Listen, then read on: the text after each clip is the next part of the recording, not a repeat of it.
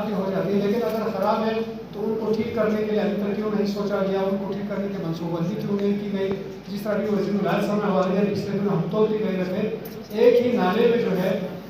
تولتی کے نالے کے اندر 3 بجلی گھر ہیں، جس میں سے صرف ایک چل رہا ہے، باقی 2 خراب ہے۔ کھرما کے 2 نالوں کو ملا کے 6 بجلی گھر ہیں، جو 6 کے 6 خراب ہیں۔ اور اسی طرح یہاں بابر کے لیے بھی معقول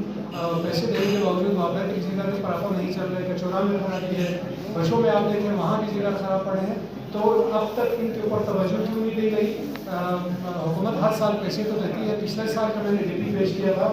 67 کروڑ سم تھنگ جو ہے بجلی کے مد میں پچھلے 1 سال میں یہاں پہ لگایا جا چکا ہے، لیکن وہ پیسے کہاں جا رہے ہیں، ان منصوبوں پہ خرچ ہو رہے کہ نہیں ہو رہے، اس کے اوپر بھی دیکھنے کی ضرورت ہے۔ ذمہ دار حکومت کو چاہیے کہ وہ ان کا بھی جائزہ لیں۔ اور جہاں تک ڈیزل جنریٹرز کا تعلق ہے،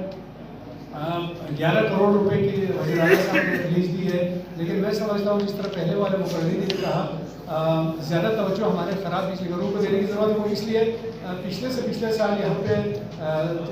کرائے کے بھی جنریٹر آئے، اور ہمارے جو یہاں موجود ڈیزل جنریٹر ان کے بھی پیسے دیے گئے۔ یہاں کمشنر کے پاس میٹنگ تھی، اس میٹنگ میں بھی موجود تھا۔ وہاں جب بات چلی تھی کہ 15 دن بعد سے اتنے سارے جنریٹر چلنا شروع ہو جائیں گے تو بجلی کے نظام میں بہتری آئے گی، تو ہم نے سوال یہ کیا کہ جو لوڈ شیڈنگ ہے اس میں کتنی کمی آئے گی ان جنریٹروں کے چلنے کے بعد؟ تو وہاں جو چیف انجینئر صاحب تھے اس نے کہا جی اس میں تو خاطر خواہ کوئی شیڈنگ میں کمی مشکل سے آدھا گھنٹہ شاید ہے، اس سے زیادہ نہیں ہوگی۔ جب ان سے وجہ پوچھا ہم نے تو یہی بتایا کہ ایک تو اسلام آباد کی نسبت یہاں کے علاقے کا ہائٹ زیادہ ہے، تو ڈیزل جنریٹر جو ہے وہاں کی کیپیسٹی کے حساب سے نہیں چل سکتے۔ دوسری بات وہ یوز جنریٹر ہے، سارے استعمال شدہ ہیں، تو ان کی کیپیسٹی میں ویسے بھی استعمال شدہ ہے تو کمی آنی ہے۔ تیسرا یہاں کے ٹرانسمیشن لائنوں میں اتنے زیادہ ان میں جان نہیں ہے، تو تھوڑی بہت لاسز وہاں سے ہوگی۔ اور تیسرا جو ہے پھر جنریٹر سے لے کے ایک صارف تک کے جو ہے وہ لائن لائسنس کو نکالیں تو اتنے زیادہ خاطر خواہ اس میں اضافہ نہیں ہونا۔ تو پھر سمجھ یہ آیا کہ ڈیزل پینے کے حد وہ ہر جنریٹر 1 میگا واٹ کا ہے،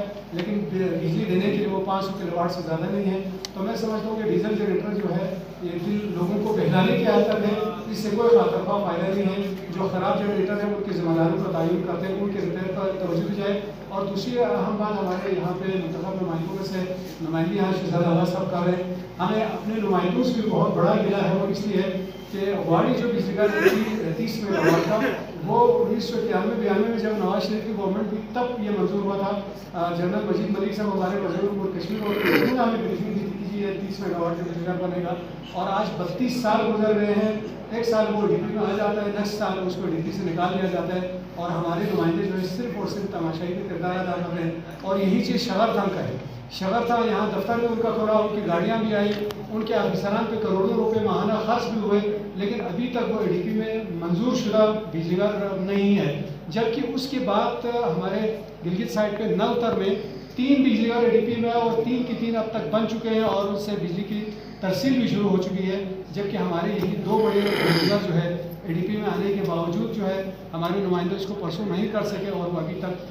ڈی پی سے باہر ہے۔ اور اسی طرح جی ٹی زیڈ کمپنی ہے جرمنی کی، اس نے بھی آج سے کوئی 35 سال پہلے ہمارے بشوں میں بہت بڑے بجلی گھر کے لیے انہوں نے سروے کیا تھا، ہرکو میں بجلی گھر کا سروے کیا تھا جو واپڈا کے پاس ہے، اور ٹینڈرنگ کے مراحل میں پچھلے 8-10 سال سے ہے، اور ابھی تک بھی وہ اسی طرح پڑے ہوئے ہیں۔ اسکردو شہر کیونکہ پورے جی بی میں سب سے خوبصورت ضلع ہے، سب سے پرامن ضلع ہے، تو یہاں کاروبار کے مواقع بھی ہیں، تو لوگوں کے یہاں آنے کا ٹرینڈ بہت زیادہ ہے، لیکن اس حساب سے ہمارے پاور ڈویژن نے اس کے اوپر کوئی منصوبہ بندی نہیں کی، تو لہٰذا اس میں ان سے کام لینا اور کام نکالنا یقیناً ہمارے نمائندوں کی بھی ذمہ داری ہے۔ تو ہمارے اپنے حلقوں میں بھی اس حوالے سے کمزوری رہی ہے، تو ہماری کوشش یہ ہونی چاہیے کہ ہم اپنے نمائندوں سے بھی بھرپور رابطے میں رہیں اور ان سے کام لیں، اور جتنی ہمارے بڑے منصوبے جن میں شغرتم ہے، واڑی ہے، بشو ہے اور ہرکو ہے، ان کو آئندہ 1 اور 2 سال کے اندر مکمل کروا کے جب تک ان سے بجلی پیدا نہیں کریں گے، خالی ہم ڈیزل جنریٹروں کے اوپر انحصار کر کے ہم بجلی حاصل نہیں کر سکتے۔ اور جہاں تک آٹے کا ہے،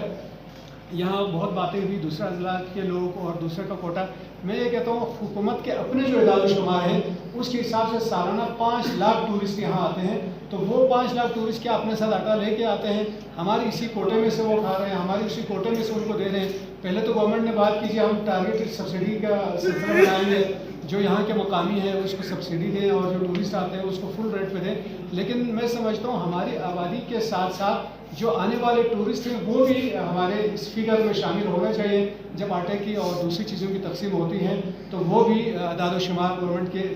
سامنے ہو. اور تیسری بات جو ٹیکس کا ہے اس میں زیادہ بحث کی گنجائش اس لیے نہیں ہے. سپریم کورٹ کا بھی فیصلہ ہے, خود آئین پاکستان میں بھی یہ درج ہے, جہاں پہ آئین کا دائرہ کار نہیں ہے وہاں پہ ٹیکس نہیں لگ سکتے, چاہے وہ کسی بھی صورت میں صوبائی سطح پہ ٹیکس لگے چاہے وفاقی سطح پہ ٹیکس لگے. تو یہ آئین کی خلاف ورزی ہے اور ہم سمجھتے ہیں کہ آئین کی خلاف ورزی میں جو ٹیکس لگائے جائیں گے وہ کسی بھی فورم پہ چیلنج کیا جا سکتا ہے. اور یہاں کے عوام نے شروع دن سے اس غیر قانونی ٹیکس کے سلسلے کو مسترد کیا ہے اور آج کے ہمارے اعلامیے میں بھی اس حوالے سے ذکر ہونا چاہیے. میں آخر میں تو پھر منتظمین کو شکریہ ادا کرتا ہوں کہ انہوں نے اس سرد موسم میں بھی ان مسائل کا ادراک کرتے ہوئے اس اہم فورم کا اہتمام کیا. بہت شکریہ.